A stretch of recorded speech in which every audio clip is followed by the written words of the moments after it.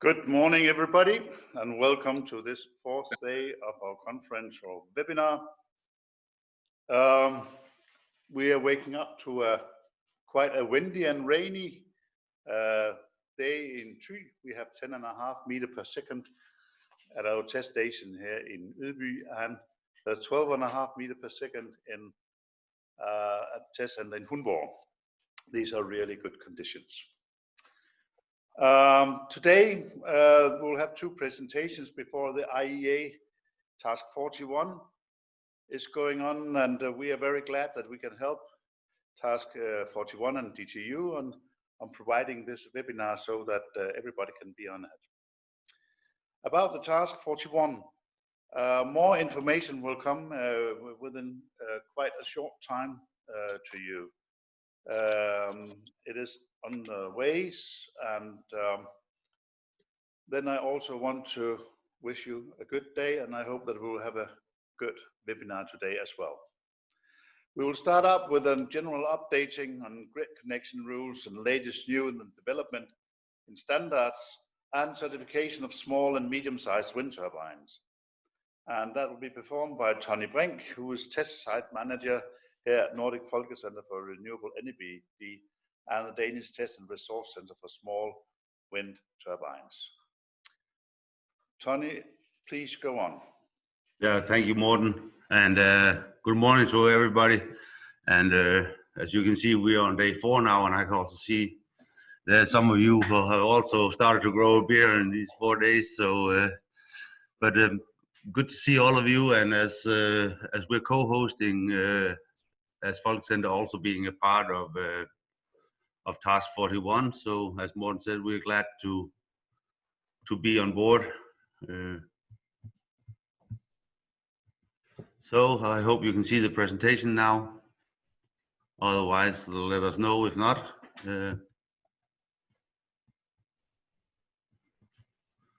Why can't I? Yeah.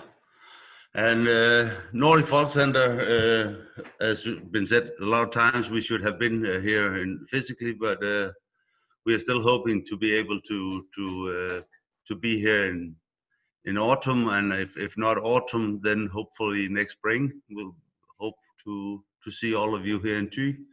And for those of you who haven't been here, we are located up on the red dot, and we have status as an NGO, and at the same time we are running a test center for small wind, and has been working with wind since '83 as well, and even since '73.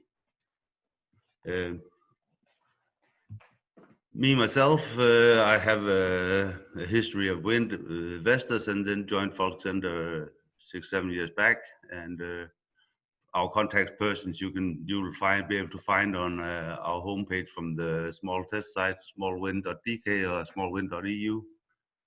And there you'll find our mail and direct phone numbers if that's needed. Both Anka and I, and who else is connected to the test site. The test site collaborate with a lot of individual different partners. Most of these present here is also members of our steering committee at the test site, where we have we saw Peter Hauge Madsen from DTU the other day. He's also part of the steering group. So, and Aalborg University, us being located here in the northern region, then Aalborg University is the university closest to us. So they're the one we are collaborating the most with, especially regarding to students and delivering material for student projects and data for student projects, where they get wind data for trying to calculate. It could be an example like what wind is actually hitting a turbine when you have 2 anemometers. How fast is the wind traveling between those 2 anemometers, and how can you predict what wind will hit an object? And it's data like that, and they are really looking for high value data, like data with second values, or even faster, 20 millisecond data if you're talking about grid quality. But it gives a lot of challenges, and you need a lot of space on your servers to be able to deliver that. But we try our best to cooperate. Besides that, then recently Folkecenter have joined up with and also Peter being part of our steering group, then we joined up with Danish Standard and the Task Force for Wind Energy System S588, and same secretary actually hosting TC88 for wind. And then we're also part of Task 41. I'll try to be a good host and not say so much about Task 41 because we have been given some very good presentation material, but I think we'll save that for the Task 41 group for later, and then I'll be the good host and not run them now. And as you can see, us being a member of Wind Energy Systems is together with a lot of big professional players, and we're actually the only NGO. And that's also why we are wanted to be on board, because we need some kind of balance from being super pro, working with standards, to have NGOs included as well, so that we don't end up in any kind of Dieselgate or stop and go politics for cars, which is a mathematical calculation, and how much have it actually to do with the economy. And therefore we try to balance our presence as an NGO as well, being a wind professional. So we look forward to that cooperation in wind energy systems. As I already said, Task 41, I won't say so much about that. We'll have a session on standards in Task 41, and Mike, he revealed some of the work being done in Task 41 already yesterday. But due to our work in TC88, I've been asked if I could bring up awareness about TC82, which is actually photovoltaic. And but it's photovoltaic starting to and begin to touch wind. It's a renewable energy and hybrid system for rural electrification, generated set off-grid wind turbines. And then you can say, why are PV all of a sudden starting to interfere with wind? Can't they wait for TC88, or won't TC88 touch small wind? Or I haven't figured out totally, but this hearing is ending on May 29th, and we have promised to give our input for that, and also to share the knowledge about this standard in this forum here. So we can see whatever we have time later today. Maybe we can pick it up again, or when those of you who are interested in having some of the material or bring input, I'll gladly collect some of the input for you. Grid rules or changes in grid connection rules. All the small wind manufacturers, they have a lot of struggles with grid rules, and they see many of the new grid rules as obstacles to small wind, because they have hardly finished their latest work on frequency response before they be in touch with a new one. And so it's all over one more time, and it's very costly for the manufacturers. So they are deeply frustrated, especially the ones who are using a direct coupled machine. They can't understand the necessity of being so restrictive. And we see the latest steps towards flicker and harmonics. But as I mentioned here, I mentioned some of them. We can go in details in it if there's time later with the standard as well. But the latest frequency response, there have been a 25% rule, so you could manage in 4 steps. Now you have a 2.5%. You'll have to end up with going in 16 to 20 steps. But then you can choose between either having trouble with flicker, or you can choose to go stepless and go into troubling with harmonics instead of. And so it's, for many of the manufacturers, it's chosen between plague and cholera or COVID-19 these days, that you can actually the more power electronics you enter to lower flicker, the more harmonics you'll get. And when you measure on harmonics, we tried that with to help some of the small wind manufacturers on measuring at their locations with harmonics, which is in the city. And the harmonics you see in the city is 3 times as high as you are allowed to. So how do you measure it? The problem is even getting bigger and bigger the more LED technology we involve in our houses. Heat pumps, the technology you use in heat pumps at the present is a stop and go technology, so that will give you some flicker, and they try to switch to inverter based heat pumps, but then you have harmonics instead of. So you can, again, here you can choose between flicker or harmonics, but what is it besides but heat pumps have a preference from our government, whereas small wind unfortunately don't. Then I'd like to bring awareness that Trudy from EEA and Task 41 is also collecting world grid rules in a joint document. So if some of you sit with some latest grid rules on your country that you don't think have come to her awareness, please distribute them to me, and I will hand them over to Trudy, or hand them over to Trudy directly. She'll probably join us later today. And then one of my messages is that small wind. Well, what is small wind? It's still for individual supply. But we cannot understand why there's not room for both of them. And but the rules being so restrictive and going into more or less making it difficult to have a direct coupled small wind turbine. You can see the regulation on grid rules. They actually laugh a little bit about you because they open up for having a single phase direct coupled machine up to 3.5 kilowatt. Yeah, but how many of you know a single phase asynchronous machine? So by saying that, they also say inverter, and inverter has a connection rule like all the other solar PV inverters. So if they don't get you one way around, they sure will nail you the other way around. So it is over-regulated.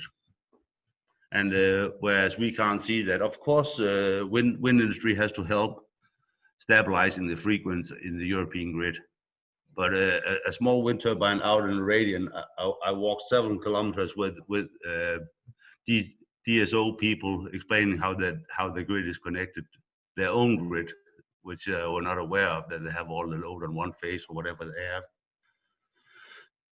But seen so many times that these small machines out in the radius actually help stabilizing the voltage instead of where when you have a weak grid, you have very, very big fluctuations in voltage and not in frequency. And the grid itself, if it's too weak or the wind turbine is too big for that weak grid, yeah, of course, it'll lift the voltage so much that the wind turbine would stop. So what is the problem at the end? You will have no electricity production. That will be the outcome of that. So it'll regulate itself. But I'm bringing this one in one more time. I also showed it at my last presentation because I can't stop wondering why we haven't seen any of these machines just below 0.8 kilowatt yet. A rotor size on 4.99 square meter rotor size and up to 800 watt generator. Then you actually start being able to produce electricity for a house. But so far we haven't seen any of these machines in Europe yet. Even in that this is new to Denmark, that you can connect 0.8 kilowatt without asking. Then in my opinion, the next one is this little sad story, but here I will also be try to be a host and leave that to Peggy, who is have a presentation just after me, because I know that she will talk about the latest set of changes in certification rules in Denmark, which give challenges to manufacturers or coming manufacturers of wind turbines up to 40 square meter rotor size. That she also mentioned it last night for those of you who were here, that now it's from from 5 meters square that it's a full certification. And then, of course, there is some small wind turbine manufacturers that says with this committee or the members of this committee, how can the outcome be any different? Because here there's only one representative from small wind, and it's very, very difficult to get your wording to become Ulrik is actually the only one representing small wind in this group, and so he's challenged. But we'll have to get the best out of it and take it from there, because at the end it's our Minister of Commerce who have, to begin with, have applied the 40 square meter rule to get an industry going, and now we're actually taking that opportunity away again. Market situation in Denmark. I think everybody is aware of the market situation in Denmark. The small wind manufacturers, they survive on doing maintenance and try to sell some single turbines in a niche market, but they're really challenged. I think that was it for me from now, and if you have any questions, feel free to ask. I'll try to stop sharing. So I think we're a little bit ahead of time, but that was also my plan, being a host, that I shouldn't start ruining the time planning. So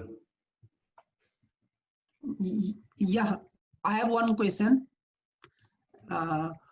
Regarding frequency stability, what is the difference between a small wind turbine and larger wind turbine? Not much, actually. The main difference is that a small wind turbine actually have to be able to control the entire load itself, whereas you could take a 10 megawatt or 4 megawatt. Yeah, they also regulate, but not in the same sense that they have to be able to dump all their load. They don't have to be a 4 megawatt dump load next to the 4 megawatt turbine.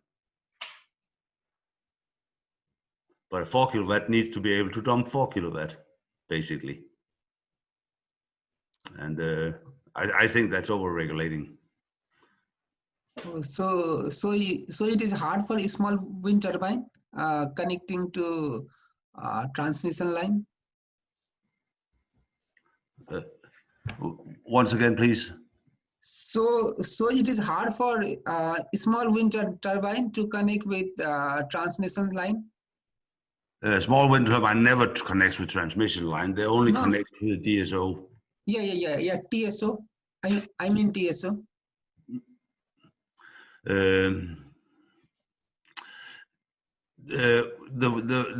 The way it's built in Denmark is that we have a branch organization that contains all the DSOs together with some of the project builders in big wind, where you can say companies like Vattenfall and Dong Ørsted is in both camps. They are both DSO, and they are they're trying to sell that part of their business, but they are a DSO and they are a project builder in wind, and have very, very little interest in small wind. Thank you very much. And then we have a question from Sven Enemolsen. Yeah, thank you.